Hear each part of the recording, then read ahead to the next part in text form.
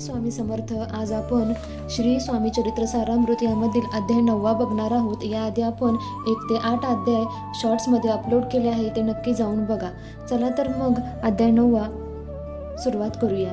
शंकरराव राजे राय बहादूर पत्नीसहित अक्कलकोट येथे आले. अक्कलकोट येथे असे अनेक भक्त आपापले मनोरथ पूर्ण व्हावे या हेतूने स्वामीच्या दर्शनास येत असत.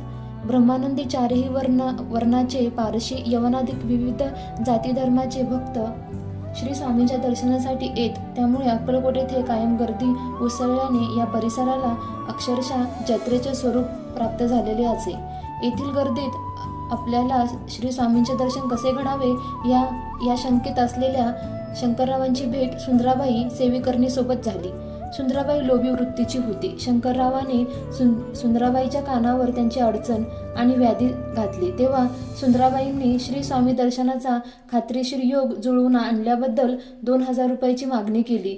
शंकरराव त्यास कबूल झाले. सांगितल्यानुसार सुंदराबाईंनी श्री स्वामींची शंकररावासोबत भेट घडवली. श्री स्वामी त्यावेळी शेख नूर बाबाच्या दर्ग्यात होते. तेथे एका कबरीमध्ये छाती टाकून ते निजले व म्हणाले, आम्ही तुमचे मरण चुकवले. त्यानंतर शंकररावाने तेथे बरेचसे अन्नदान केले. फकीरांना खाना दिला. कबरीवर कपनी